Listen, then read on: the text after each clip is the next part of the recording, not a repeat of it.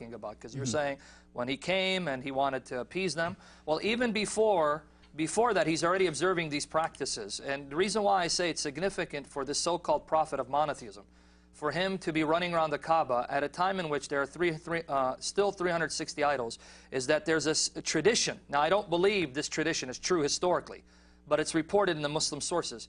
The same Ibn Ishaq reports that the Jews were telling the king of, the Yemeni king, the king of the Yemenites, that this Kaaba supposedly was erected by their father Abraham. Now, I don't believe this episode happened. Be that as it may, it's recorded in this source that Muslims believe contains reliable tradition. Not completely reliable, they'll question some of the traditions. But I want to read the part that's significant in showing that the Jews, if this is a true report, that the Jews were more conscious of the worship of the one God than Muhammad himself. And here's why. I'm just going to read it so you can see why it's so significant that what Muhammad did was a violation of monotheism. Because Muslims keep saying that Islam is the purest form of monotheism and worship should be given to Allah alone. You shouldn't mix it with paganism. But let's see what the Jews told, or supposedly told, the Yemeni king. Let me read this. This comes from The Life of Muhammad, translation of Sirat Rasulullah. And in the English translation, it's pages 8 to 9. It says, they, the rabbis, told that the sole object of the tribe was to destroy him and his army, talking about the tribe in Mecca. We know of no other temple in the land, this is the Jews supposedly saying this, which God has chosen for himself, that's, said they, and if you do what they suggest, you and all your men will perish. The king asked them what he should do when he got there, and they told him to do what the people of Mecca did. Circumambulate the temple, run around the temple, to venerate and honor it, to shave his head, and to behave with all humility until he had left its precincts. Then the king asked, and a very smart question, by the way. The king asked why they didn't do likewise. Okay, the Jews are telling the king, when you get to Mecca, don't destroy it. Run around the Kaaba, you know, honor its customs, because this is a house of God, supposedly. So then the king asked these Jews, okay, then why don't you do it? If you believe this is the house of God, it was erected by your father Abraham, how come you don't go there and honor the customs and run around it? Now notice the response given by the Jews.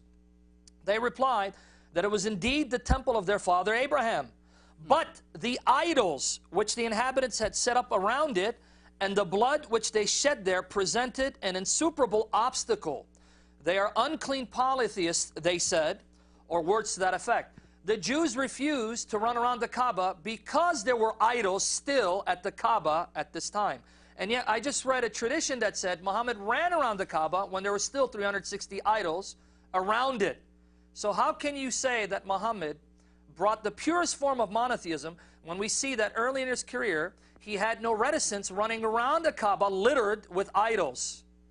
So again, and then maybe Dave, you want to comment on what he was saying, his question. I wanted to comment on the compromise. Actually, Sam and I aren't too much in disagreement. We're thinking of compromise in two different senses. That's right. Sam was thinking of compromise as, hey, I want to make a compromise with these guys to end this dispute between us. I was thinking of compromise just in the sense that Muhammad had a desire, a deep down desire, to win these people over, and that this influenced the revelations that he believed he was receiving from God. Because we know, if we know anything about Muhammad, we know that he was influenced by his desires. When he wanted more than 4 wives, he got a revelation saying he could have more than 4 wives. When he wanted to sleep with his slave girl, and he gave an oath to his wives saying that he wouldn't sleep with his slave girl, he got a revelation from God telling him, go ahead, you can violate this oath to your own wives. When Muhammad wanted the wife of his own adopted son, he got a revelation saying, okay, you can have her. Over and over and over again, Muhammad had a desire, and then this desire would be satisfied by a revelation. And in the next program, we're going to be talking about something that's even more closely related with the satanic verses. The entire, the source of the satanic verses is that Muhammad desired that the pagans of Mecca, specifically the Quraysh, would join his religion, would submit to Islam. And he longed for a revelation from God that would bring these people to Islam. And then he got the revelation that would do this. It was a revelation promoting the gods of the pagans, Allat, Alus, and Manat. So Muhammad desired reconciliation with his people so much that it affected the revelations he was getting. So later on, when Muhammad is praying towards Jerusalem, and this is offending his pagan kinsmen, it's not difficult to see how this person who wants reconciliation with these pagan kinsmen who are offended that he's praying towards Jerusalem would say, oh, actually, no, God has changed the direction of prayer, and now we are to pray facing the Kaaba, just like all you pagans whom I was offending by facing Jerusalem. So it's not that Muhammad sits down and says, all right, what can I do? What can I do here? How can I make things right between us, and how can I make this less difficult for them? It's that Muhammad has a desire for reconciliation with them, and Muhammad's desires, as we know from all the Muslim sources, Muhammad's desires often influence his revelations. And if that offends you, if you think I'm wrong, I would just invite you to trust Aisha. If you don't trust me, surely, if you're at least a Sunni Muslim, you would trust Aisha, the source of so many narrations about Muhammad, who said, after Muhammad received one of these revelations that satisfied his desires, Aisha said, your Lord hastens to satisfy your wishes and desires. Aisha noticed this over a period of years, that every time Muhammad wants something, a revelation comes down saying, oh, of course you can have that, Muhammad. You want the wife of your own adopted son? No problem, you get her. You want more wives than you told everyone else they're allowed to have? No problem, you get them. Anything you want, Muhammad, you get. And when we understand that Muhammad's, according to Aisha, not according to me, according to Aisha, Muhammad's revelations were influenced by his desires. And when we understand that, and we understand that Muhammad had a desire to reconcile with the pagans of Mecca and to bring them into Islam, it's certainly not surprising that he would adopt all the practices of Islam and that these would all get Allah's stamp of approval. After all, Allah put his stamp of approval on all of Muhammad's desires. All right, I have another question for you guys till we get the phone calls working here. Christianity, we would like to be connected to Abraham. The Judaism, we are the sons of Abraham. And Islam says, yes, also we are the sons of Abraham. And is there any documentary that says that Abraham went to the Arabian Peninsula and this was the place that God told him to build a temple for his son there in that area, the Kaaba area?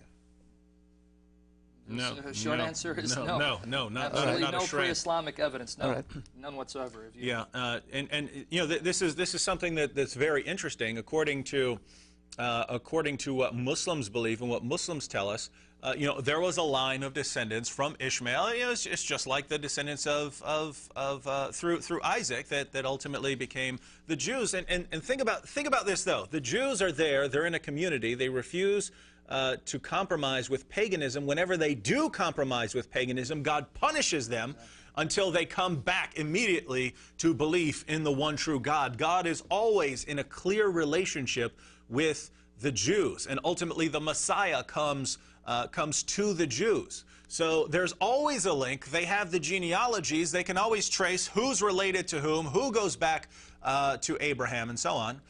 Muslims don't have a shred of evidence, that Muhammad's connected with Ishmael. They don't have any genealogies. They don't have any evidence that they're related to Abraham. They have none of this. So why is that? Why is it that the Jewish community that comes through Isaac kept careful records of everything, was very careful to document their genealogies, knew who was related to who, so that they could trace the lineage of Jesus, they could trace the lineage of all kinds of people, of David, of everyone, and we get to Islam, and you show me a genealogy of Muhammad that goes back.